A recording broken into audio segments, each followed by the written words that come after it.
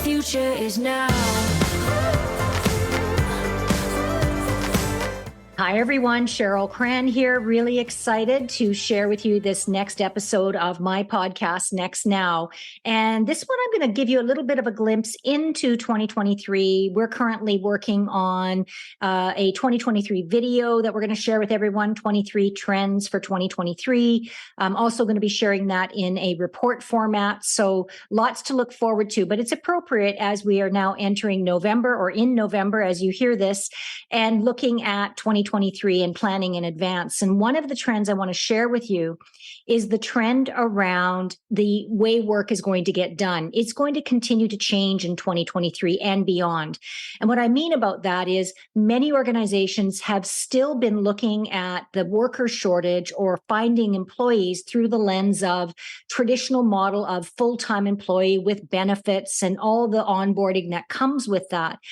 And I've been saying this for over a decade, that the future of work is about freelance and contract and outsource. And obviously, since the pandemic happened, that's become even more relevant and real. And websites like freelancer.com or upwork.com or any of those contractor websites have experienced exponential growth over the last few years.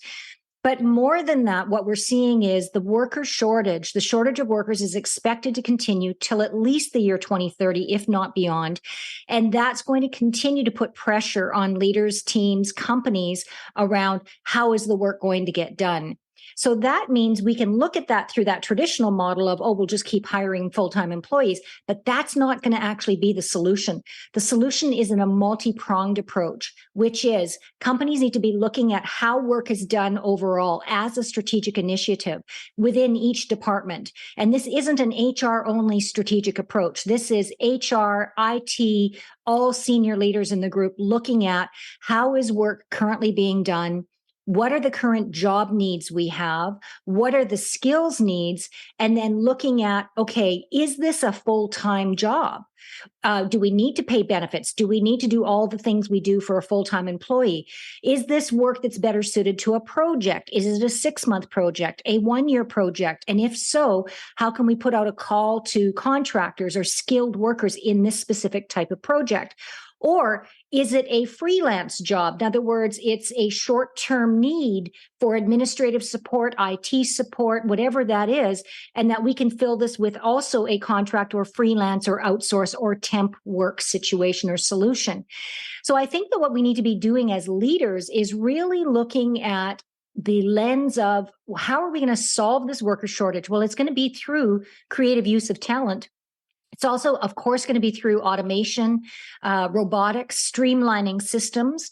But really, if we look ahead to 2030, the future workplace is going to be a combination of full-time workers, part-time workers, contract workers, outsourced workers, freelance workers, project workers, and teams are going to be much more complex.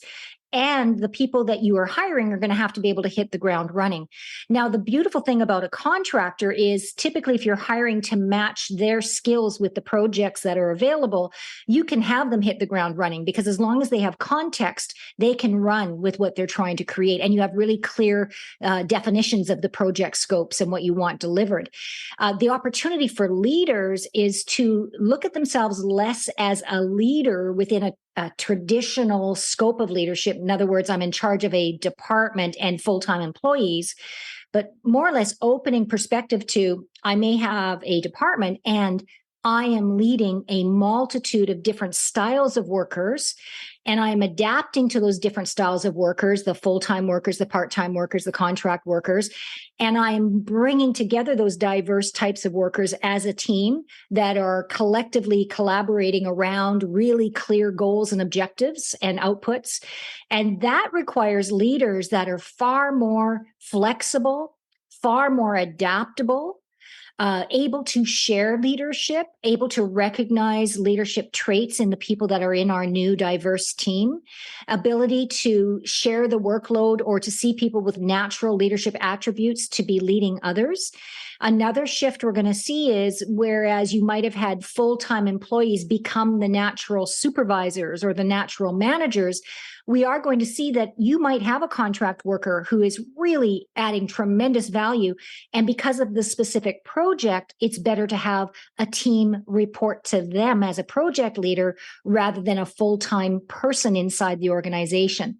So what it means is moving forward that whether you're a leader or whether you're a team member, the ability to be agile within a new diverse workplace reality is very much on pace for the future workplace in 2023 and beyond.